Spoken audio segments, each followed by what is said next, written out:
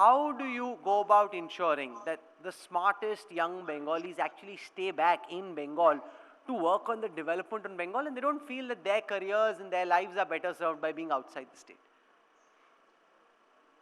I think it's not only about Bengalis staying in Bengal. I think we are one country.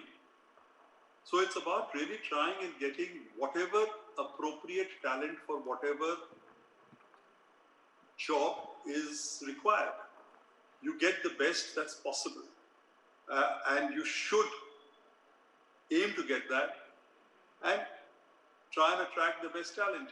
I mean, so if you don't have the right atmosphere, you will not have the right talent. If you have the right atmosphere, you'll have the right talent. Let's spend a minute discussing the challenge of employment. In a country like India, given the population that we have and given how automation, artificial intelligence, machine learning are coming and disrupting the job market, how should corporates and government and society address the issue of creating employment for those who are entering the workforce at this time? Once the investment cycle starts, once you're seeing capacities being created, jobs will automatically flow. It's a natural corollary. So I think we are very influenced by what's happened during the pandemic period.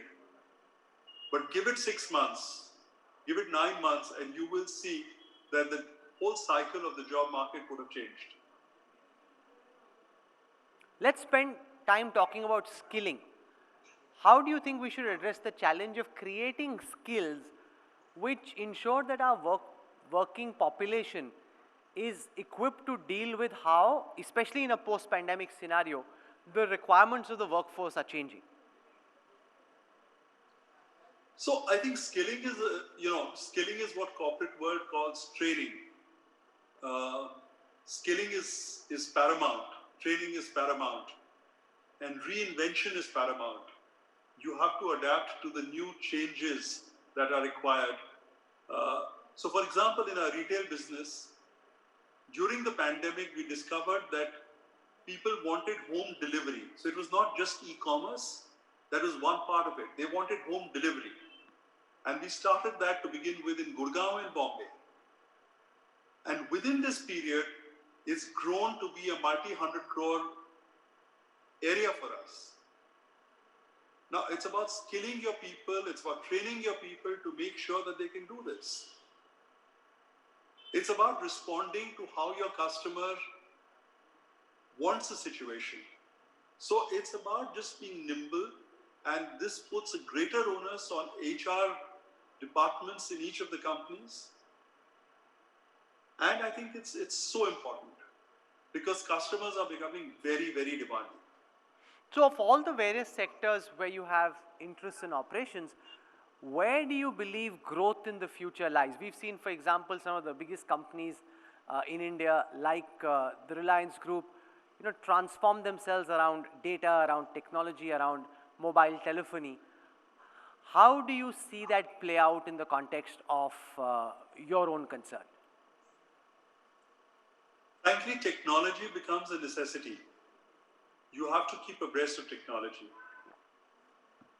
We believe we've got to be the most efficient, or if not the most efficient, at least in the top 2 in terms of efficiency in every sector that we operate in. That's what we are striving to do. That's what we've targeted to do. That's what we've so far achieved.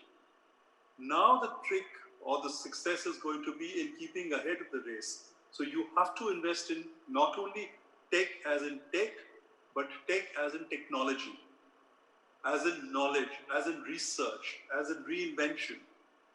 So we are doing this in a big way. So even in our staid chemical business, we've got patents, or we've applied for patents for several products. We've got a full new research facility in Gujarat. We've got a new research facility which started during the pandemic in Belgium. It's about actually investing for the future, investing in products which are value added for the future, services which are value added for the future.